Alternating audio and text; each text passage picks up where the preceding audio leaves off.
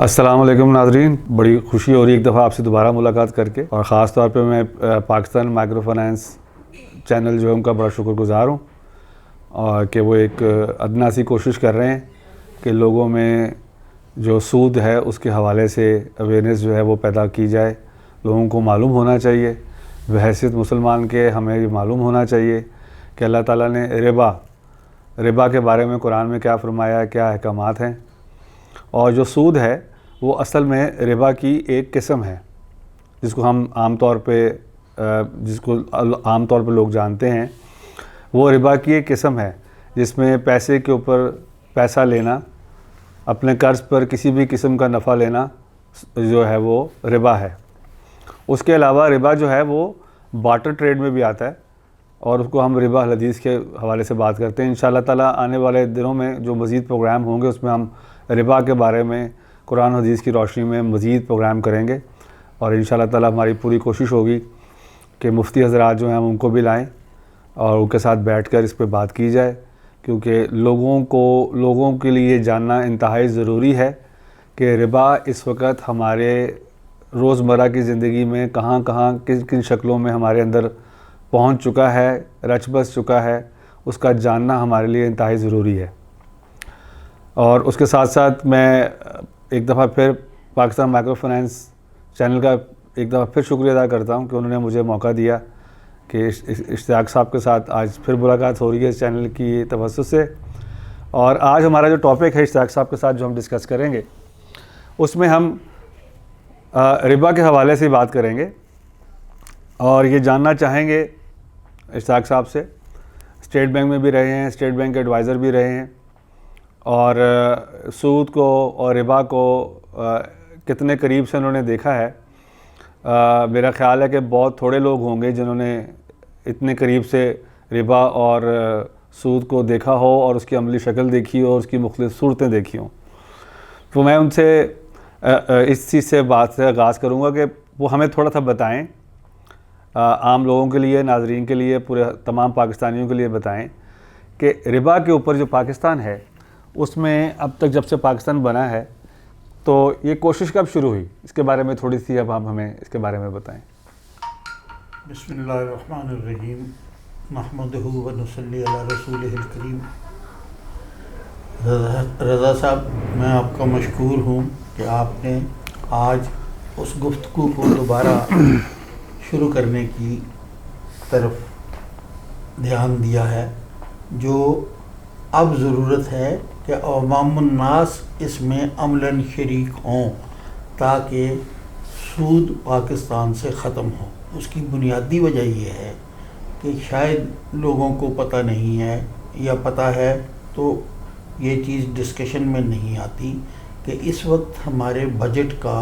40% کے لگ بھگ سود کی ادائیگی میں جا رہا ہے، اور تقریباً 21 سے 23% خرچہ دفاع پر ہوتا ہے۔ اب اگر ان دونوں چیزوں کو ملا لیا جائے تو پورے پاکستان کے 22 کروڑ عوام کے لیے ہر قسم کی جو حکومت سہولیات فراہم کرنا چاہتی ہے تو اس کے لیے جو رقم بچتی ہے وہ بہت قلیل ہے۔ اب اس کا سب سے پہلا حل جو ہے میری نظر میں وہ یہی ہے کہ ہم ربا کو ترک کریں۔ جب ہم ربا کو ترک کرتے ہیں تو اس کے نتیجے میں یہ 40% تک جو بجٹ ہم سود کے طور پہ ادا کر رہے ہیں، یہ عوام کے لیے سہولتیں مہیا کرنے کے لیے استعمال ہو سکے گا۔ حقیقت یہ ہے کہ ماضی میں ہم سے کچھ غلطیاں بھی ہوئیں، اور ان غلطیوں میں سے ایک غلطی یہ تھی کہ 1960 میں جو پرائیویٹ منی لینڈر تھا، یعنی نجی شعبے میں جو لوگ سودی کاروبار کرتے تھے،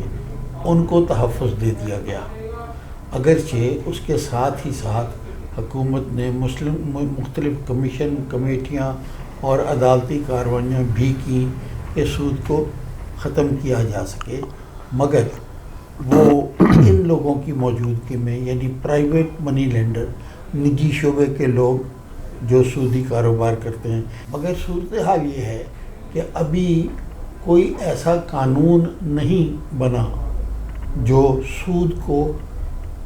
ٹوٹلی ختم کر سکتا، اور یہ چیزیں بھی اس کی زد میں آ کر عوام کے لیے سہولت پیدا ہو. میں پچھلے 3-4 مہینے سے اس مسئلے پر بہت غور کرتا رہا ہوں، اور اس میں نے 4 کتابیں بھی تحریر کی ہیں جو میں نے آج ہی آپ کے چینل کو پیش کی ہیں. دیکھیے آپ ان کو عوام تک کیسے پہنچا سکتے ہیں. عوام کسی ایسے قانون کو استعمال کریں جو ان کے لیے سہولت پیدا کر سکتا ہو. تو قانون کی کتابوں کو تلاش کرتے ہوئے مجھے ایک قانون نظر آیا جو سن 2007 میں بنا تھا.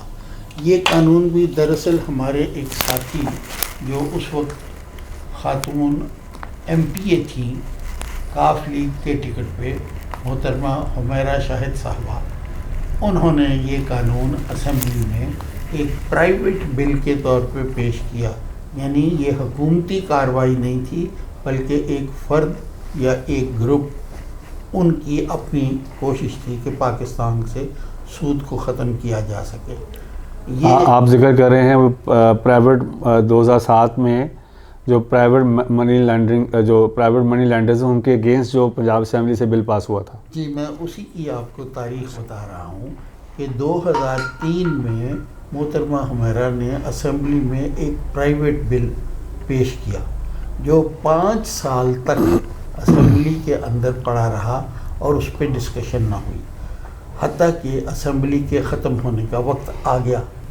تو اس وقت کے جو اسپیکر تھے ان کا خیال تھا کہ اسمبلی کو کلین سے سلیٹ لے کر جانی چاہیے کہ ہم نے سارا جو کاروبار حکومت ہے وہ نمٹا دیا ہے. تو حمیرہ صاحبہ نے کہا کہ جی آپ اس بل کو اس طرح ردی کی ٹوکری میں نہیں پھینک سکتے، آپ اس کے اوپر ووٹنگ کروائیے. اب اللہ کی شان ہے، اللہ کے کام میں جب برکت پڑتی ہے تو پھر اندیکھے وسائل اس کے لیے مہیا ہوتے ہیں. اس بل کو اسمبلی میں پڑھا گیا. جب پڑھا گیا تو کوئی ایک بھی ممبر اسمبلی کا ایسا نہیں تھا جس نے اس کے خلاف یا اس کو ختم کرنے کے لیے ووٹ دیا ہو. پوری کی پوری اسمبلی نے اس قانون کو سپورٹ کیا، اور اس وقت کے گورنر خالد مقبول صاحب نے اس بل کے اوپر دستخط کر کے اس کو قانون کی شکل دے دی. یہ اسمبلی 2007 میں یہ قانون پاس کرتے ہی ختم ہو گئی. اس وقت چودھری پرویز الہی صاحب وزیر اعلیٰ تھے، اور یہ سعادت اللہ تعالیٰ نے ان کو دی. اس کا مطلب یہ ہوا کہ اس وقت پنجاب میں حکومتی سطح پر باقاعدہ قانون موجود ہے اگینسٹ پرائیویٹ منی لینڈرز کے. جی بالکل، یہی چیز میں آج آپ کے ساتھ شیئر کرنا چاہتا تھا کہ یہ ایک قانون ہے جس کو عمل میں لا کر، جس کے اوپر عمل درآمد کر کے، جس کو عدالتی نظام کے تھرو لوگوں کے ریلیف کے لیے استعمال کیا جا سکتا ہے. اشتیاق صاحب، یہ جو قانون آپ نے بتایا پنجاب اسمبلی نے پاس کیا بل، کیا ہماری باقی جو صوبائی حکومتیں ہیں کیا انہوں نے بھی اس طرف کوئی پیش رفت کی؟ جی، اس وقت جو KPK کے چیف جسٹس صاحب تھے انہوں نے جماعت اسلامی کو ایک کیس میں ڈائریکٹو دیا، یہ ریمارکس دیے کہ جماعت اسلامی اس کے اوپر کچھ قوانین بنائے. سراج الحق صاحب سینئر منسٹر تھے، اور وہ جو مقدمہ تھا وہ اس موضوع پہ تھا کہ فرنٹیئر میں جو منی لینڈرز ہیں وہ لوگوں کی بچیوں کو اٹھا کر لے جاتے تھے. یہ انتہائی خوفناک اور گھٹیا حرکت تھی. مگر شاید عوام الناس اب جان گئے ہوں گے کہ منی لینڈر کس حد تک گر سکتا ہے، وہ سودی کاروبار میں کتنے گھٹیا کام کرنے کے لیے تیار ہو سکتا ہے. تو جماعت اسلامی نے یہ والا بل جو تھا 2007 کا، اس کو ریپلیکیٹ کیا، اور اس کے بعد پھر بلوچستان کی اسمبلی میں بھی اس سے ملتا جلتا ایک بل پیش ہوا اور وہ پاس ہو گیا. البتہ جو سندھ کی اسمبلی ہے اس میں ابھی تک ہماری کوشش کے باوجود کوئی ایسا ایم پی اے سامنے نہیں آیا جو اس بل کو اسمبلی کی ٹیبل پہ رکھ سکتا، مگر چونکہ 3 صوبوں میں یہ منظور ہو چکا ہے اور اب اگر جو مرکزی وزیر قانون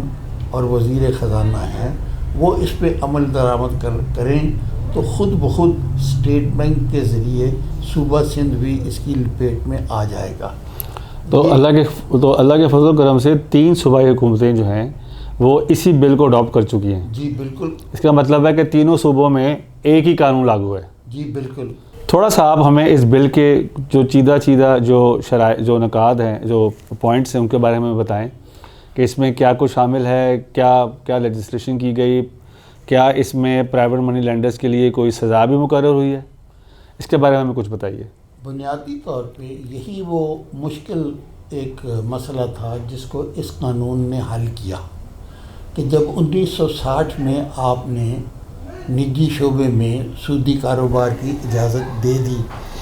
تو بالخصوص مشرقی پاکستان جو اس وقت ہمارا بازو تھا اور سندھ کا دیہی علاقہ اور پنجاب کے دیہی علاقے اس کی زد میں آ گئے اور وہاں پہ منی لینڈنگ جو تھی وہ آڑتیوں کے ذریعے شروع ہو گئی اور جو لوگ ایسا کاروبار کرتے ہیں جس میں بلک میٹیریلز استعمال ہوتے ہیں یا قسطوں کا کام ہوتا ہے وہ اس کی آڑ میں ان چیزوں میں ملوث ہو گئے۔ اب جب یہ قانون بن گیا تو ہونا تو یہ چاہیے تھا کہ سب سے پہلے پنجاب حکومت اس قانون کو امپلیمنٹ کرتی، مگر ہماری بہت سی کوشش کے باوجود اللہ تعالیٰ کو شاید وہ گھڑی کسی اور کی مقدر میں لکھی تھی۔ ہم نے میاں شہباز شریف صاحب سے 3 ملاقاتیں کی اور تینوں دفعہ ان کے سامنے یہ چیز رکھی کہ خدا کے لیے اس سودی کاروبار سے حکومت پیچھے ہٹ جائے، مگر جب بھی ان سے بات ہوئی خاموشی کے علاوہ کوئی جواب نہ ملا۔ بلکہ مجھے تو اللہ سے ڈر آتا ہے کہ کہیں یہ موجودہ جو صورتحال پیدا ہوئی ہے وہ کسی اللہ کے کام کو انکار سے تو نہیں ہے۔ بہرحال ہم سب غلطی کرنے والے لوگ ہیں اور میں دعا کرتا ہوں کہ اللہ تعالیٰ اس خاندان کی سختیاں بھی معاف فرمائے اور اب ان کی جو کثرت 84 یا 85 ووٹ پنجاب اسمبلی میں موجود ہیں وہ اسی قانون کی امپلیمنٹیشن میں ان کو کھڑا کریں تاکہ دونوں پارٹیاں مل کر پاکستان کو سود سے نجات دلائیں۔ آپ ہمیں ذرا ہمارے ناظرین کو ذرا اس بل کی جو کی پوائنٹس ہیں ان کے بارے میں کچھ بتائیں۔ اس کا سب سے اہم چیدہ کیا چیزیں ہیں اس میں شامل؟ سب سے اہم نقطہ تو یہی ہے کہ پرائیویٹ سیکٹر میں سودی کاروبار نہ صرف حرام ہے جو کہ قرآن کا حکم ہے، بلکہ دنیاوی طور پر اس کو اب جرم بھی بنا دیا گیا ہے۔ وہ ایک کرائم ہے جس کرائم کی سزا اس قانون میں درج کر دی گئی ہے۔ گویا اگر ایک عام آدمی کسی سے قرض لیتا ہے اور وہ اس سے سود کا مطالبہ کرتا ہے یا سود کو اس کی قیمت میں شامل کر کے وصول کرتا ہے تو وہ اس کے خلاف FIR کٹوائے اس قانون کے تحت اور اس سود سے اس کو نجات مل جائے گی۔ کم از کم عوام اس طرح ایک ریلیف لے سکتے ہیں۔ اس کا نتیجہ یہ ہے کہ قسطوں پہ بیچی جانے والی چیزوں کی قیمت بھی نیچے آئے گی اور خصوصاً دیہات میں جو زرعی اجناس کا معاملہ ہے وہ بھی جب اس قانون کی زد میں آئے گا تو پھر آڑتی کو بھی اپنی قیمت نیچے لانی پڑے گی۔ آپ نے فرمایا کہ باقاعدہ جرم قرار دے دیا گیا ہے، تو اب اس میں کیا ہے؟ سزا ہے، جرمانہ ہے، کیا سلسلہ ہے؟ سزا بھی ہے، یعنی 10 سال تک سزا ہے اور قید کے ساتھ 5 لاکھ روپیہ جرمانہ بھی ہے۔ جو میکسیمم جرمانہ 5 لاکھ 5 لاکھ اور زیادہ سے زیادہ 10 سال تک ہو سکتی ہے۔ 10 سال تک ہو سکتی ہے، لیکن جب ابتدا میں کیسز آئیں گے تو عدالتیں یقیناً اس کو میکسیمم کی طرف لے جائیں گی تاکہ قانون اپنی افادیت ثابت کرے. البتہ اس سلسلے میں آپ کو اگر آپ نے کوئی ایف آئی آر کٹوا دی تو یہ پنجاب کی کون سی عدالتوں میں آپ یہ کیس جو ہے آپ لے کے جائیں گے؟ نارمل جو تھانے ہیں وہ ان کو بنکاری کی یہ سول ہوگا یا بنکاری؟ سول ہوگا, سول کورٹس میں جائے گا. سول کورٹس میں جائے گا. جو بنکاری کے کیسز لیتی ہیں وہ عدالتیں, یا اگر کوئی حکومت اللہ تعالیٰ ان کو ہدایت دے, ہماری دعا ہے, وہ علیحدہ سے عدالت بنانا چاہے تو وہ بھی ہو سکتا ہے. تو کیا یہ اس قانون بننے کے بعد سزا بھی مقرر ہوگی تو کیا یہ کرمنل اوفینس میں نہیں بات آ سکتی؟ یہ دونوں صورتوں میں آئے گا جی. اگر اس منی لینڈر کو جرمانہ کیا جائے گا تو وہ سول ہوگا, اور اگر اس منی لینڈر کو اس قانون کے تحت اگر سزا دی جائے گی تو وہ کرمنل ہوگا. تو اس کو باقاعدہ جیل جانا پڑے گا. صرف یہ ہے, جب ہم نے یہ قانون 2007 میں بنوایا تھا تو اس وقت ہی تقریباً 150 کے قریب ایف آئی آرز درج ہوئی تھیں, لیکن اس وقت کی جو حکومت تھی اس نے ان کو پرسو نہیں کیا, ان کو آگے نہیں چلایا, ورنہ اب تک یہ معاملہ کسی نہ کسی طرف جا چکا ہوگا. لیکن اب چونکہ بجٹ میں اتنا بڑا ڈیفیسٹ آ گیا ہے تو آپ کو ٹیکس ہر صورت میں بڑھانا پڑے گا. اس کو بڑھانے کا طریقہ یہی ہے کہ لوگ ایفلوئنٹ ہوں, ان کے پاس پیسہ ہو, اور یہی رقم جو سود میں جا رہی ہے یہ جو آپ نے ابھی بات بتائی کہ ہمارے جو وفاقی بجٹ ہے اس میں لگ بھگ 40% جو ہے آپ کی جو انکم ہے وہ سود میں جا رہی ہے, تو سارا جو زیادہ تر جو سود ہمارا ہے وہ تو فورن کرنسی میں ہے. اس کا مطلب ہے پھر اگلے سال تو اس میں مزید اضافہ ہو جانا چاہیے. میں نے آپ سے یہی عرض کیا ہے کہ اگلے سال آپ کی بجٹ ایلوکیشن 40 سے بڑھ جائے گی. لہٰذا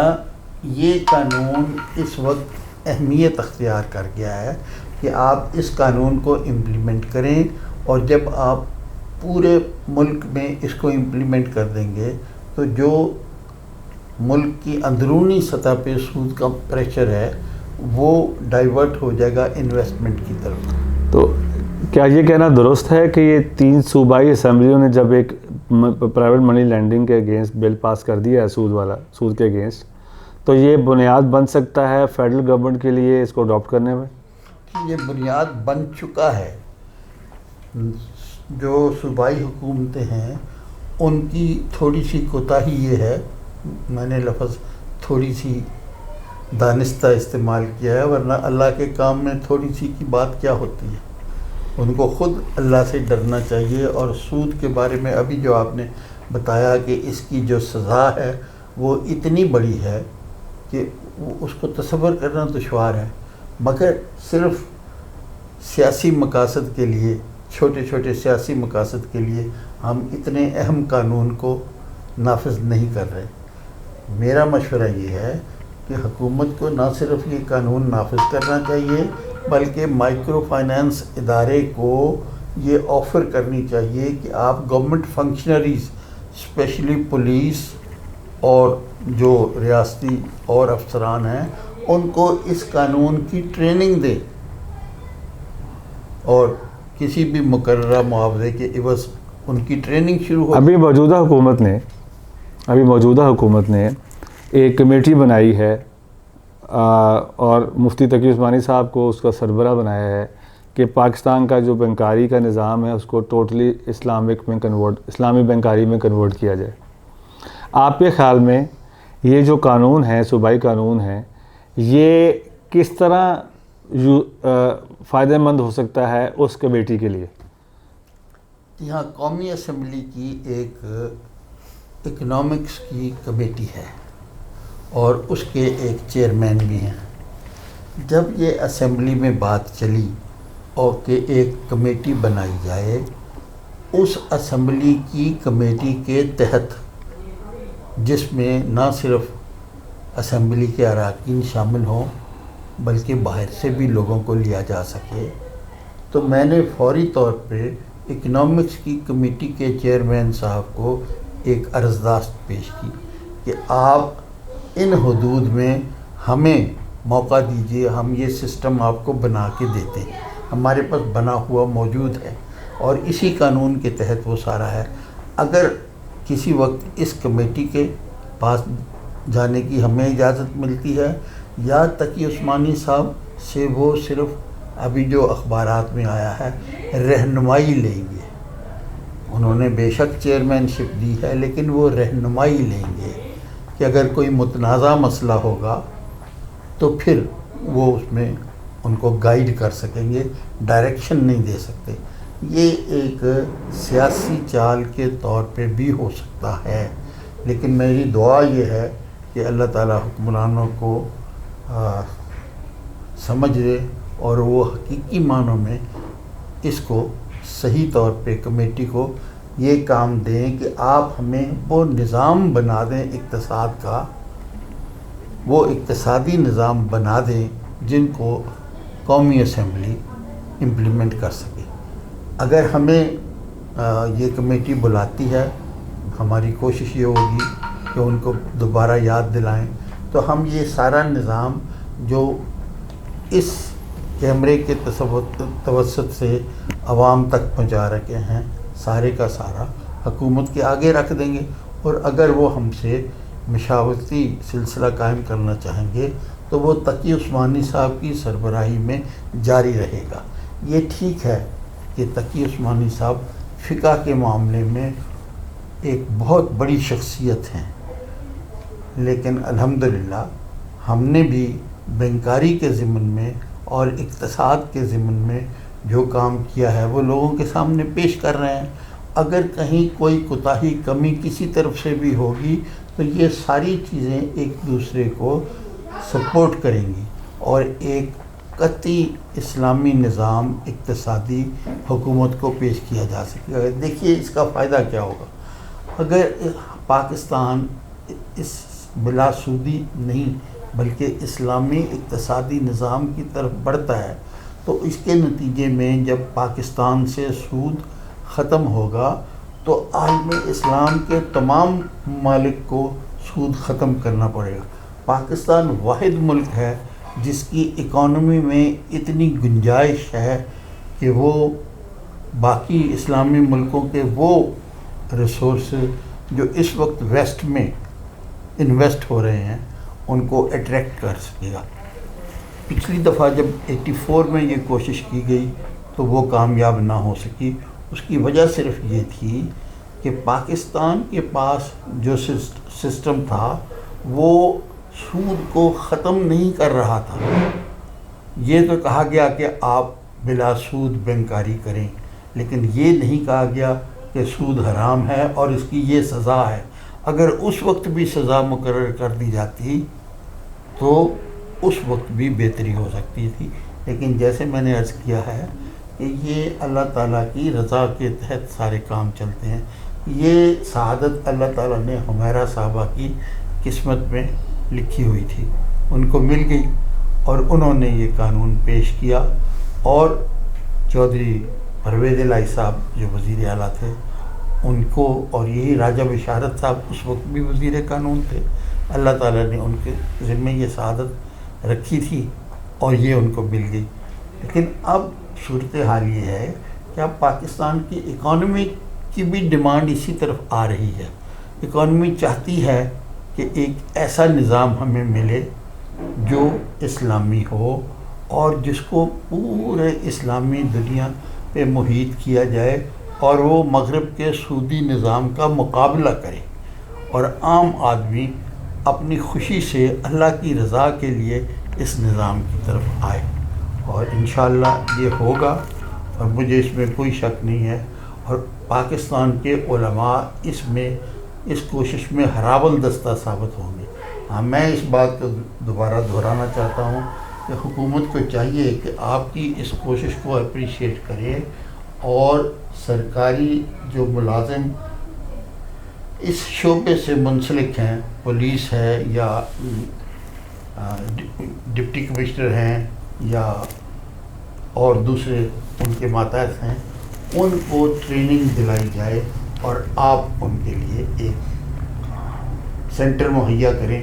جس میں وہ ٹریننگ پائیں اور ہر چیز کو صحیح طریقے پہ سمجھ کے سارے علماء کے اجماع سے ایک ایسا نظام آئے جس کو ہم صحیح معنوں میں اسلام کا اقتصادی نظام کہیں، اور جس کی بنیاد حضور کے اپنے دور میں اور اس کی ایکسپینشن حضرت عمر رضی اللہ عنہ کے دور میں نظر آئے، جبکہ دنیا کی سب سے بڑی سلطنت قائم ہوئی تھی۔ اس کا جو اقتصادی نظام تھا وہ تو سود پہ مبنی نہیں تھا، آخر اس 22 لاکھ مربع پہ مشتمل اسلامی سلطنت کا اقتصادی نظام کیا تھا؟ ہم جو کوشش کر رہے ہیں وہ اسی نظام کو آج کے دور کی اصطلاحات کے ذریعے نافذ کرنا چاہتے ہیں۔ میں اس کے لیے آپ کو مبارکباد پیش کرتا ہوں کہ آپ یہ کوشش کر رہے ہیں، اللہ تعالیٰ اس کو قبول فرمائے اور اس ہدایت کو عام آدمی بھی اڈاپٹ کرے، وہ نہ صرف سود دینے سے انکار کرے بلکہ اگر کسی نے ان کے اوپر جبر کیا ہے تو اس قانون کے تحت وہ اس کے خلاف FIR تک کروا سکتے ہیں۔ اشتیاق صاحب، آپ کا بڑا شکریہ، بہت بہت شکریہ کہ آپ نے ہم سب کو، ناظرین کو یہ بتایا کہ یہ پنجاب حکومت اور سرحد کی حکومت، خیبر پختونخوا کی حکومت اور اس کے ساتھ بلوچستان کی حکومت جو ہے باقاعدہ پرائیویٹ منی لینڈرز کے اگینسٹ جو ہے باقاعدہ قانون سازی کر چکی ہے، اور تقریباً 2007 کی اگر بات کر رہے ہیں تو پنجاب میں اس قانون کو بنے اب تک 13 سال گزر چکے۔ قانون موجود ہے جس کے تحت باقاعدہ جو سود پہ قرض لوگوں کو دیتے ہیں، جو ہمیں جو مختلف جگہوں پہ شہروں میں ہمیں پتہ چلتا ہے کہ اگر آپ کو پیسے کی ضرورت ہو تو کوئی نہ کوئی آپ کو بتا دیتا ہے کون ہے جو آپ کو سود پہ قرض دے سکتا ہے۔ تو یہ بہت اچھی بات ہو چکی ہے، اور اب ضرورت اس چیز کی ہے کہ اس کو امپلیمنٹ کیا جائے تاکہ لوگوں میں پھر تھوڑا سا یہ اس کو کرتے ہوئے احتیاط کریں گے، چھپ کے تو کریں گے کچھ جو جنہوں نے کرنا ہے، لیکن ایٹ لیسٹ کھلے عام نہیں کر پائیں گے، اور اس کے لیے ضروری ہے کہ لوگوں کو معلوم ہو یہ قانون کیا ہے۔ میری گزارش ہوگی ناظرین سے بھی کہ اس قانون کے بارے میں ویب سائٹ سے ڈاؤن لوڈ کریں اور اس کو پڑھیں تاکہ آپ کو معلوم ہو کہ قانون کیا ہے اور قانون کی چیدہ جو شرائط ہیں وہ کیا ہیں اور اس میں کیسے وہ عملاً کر سکتے ہیں۔ آئی ایم شیور بہت سے لائرز حضرات بھی ہیں، لائرز کمیونٹی کو بھی اس کو پڑھنا چاہیے، اور ان کو بھی چاہیے کہ اس کے اوپر لوگوں کو بتائیں اور ان کو ایک طریقہ بھی بتائیں کہ اگر آپ نے اس پہ کوئی لیگل ایکشن لینا ہے تو اس کا طریقہ کار کیا ہوگا۔ دوسری بات، اس سے پہلے کہ ہم اپنا آج کا پروگرام ختم کریں، ایک بات دہرانا بڑا ضروری ہے کہ قرآن شریف میں سورہ بقرہ کی آیت نمبر 275 سے لے کر 281 تک جو آیات ہیں، اس میں ربا کے بارے میں وعید ہے، اور شرک کے بعد سب سے بڑی وعید جو ہے وہ ربا کے بارے میں ہے۔ اور جن آیات کا میں نے حوالہ دیا ان میں اللہ تعالیٰ نے واضح طور پہ فرمایا ہے کہ سود کا کام، ربا کا کام چھوڑ دو، ورنہ تم میرے ساتھ اور میرے محبوب صلی اللہ علیہ وسلم کے ساتھ حالت جنگ میں ہو۔ اتنی بڑی وعید شرک کے بعد کسی اور گناہ کے لیے نہیں ہے۔ اور ایک حدیث کا میں حوالہ دے دیتا ہوں، مستند حدیث ہے کہ آپ صلی اللہ علیہ وسلم نے فرمایا، جس کا مفہوم ہے جس نے سود کا کاروبار کیا وہ ایسے ہے کہ اس نے اپنی سگی ماں کے ساتھ بدفعلی کی۔ اب آپ حدیث کے الفاظ پہ غور کریں، علماء کرام جن سے آپ بات سنتے ہیں، جن کی بات مانتے ہیں، ان سے اس حدیث کے بارے میں رہنمائی لیں۔ آپ کو الفاظ سن کے ہی جو ہے آپ کے رونگٹے کھڑے ہو جائیں گے کہ کتنی سخت وعید ہے حدیث میں آئی ہے کہ جس نے سود کا، ربا کا کاروبار کیا وہ ایسے ہے کہ جیسے اس نے اپنی سگی ماں کے ساتھ بدفعلی کی۔ تو اس حدیث کے ساتھ میں ایک دفعہ پھر پاکستان مائیکرو فائنانس چینل کا شکریہ ادا کرتا ہوں، اس کے ساتھ ساتھ اشتیاق فاروق صاحب کا کہ انہوں نے کچھ وقت دیا اور بتانے کے لیے کہ لوگوں کو معلوم ہو کہ کیا ربا کے بارے میں، سود کے بارے میں اس وقت صوبائی لیول پہ کون سی قانون سازی ہو چکی ہے۔ ناظرین، آپ کا بہت شکریہ۔ انشاءاللہ تعالیٰ آپ سے مزید اس ٹاپک کے اوپر پھر اگلے پروگرام میں ملاقات ہوگی۔ السلام علیکم۔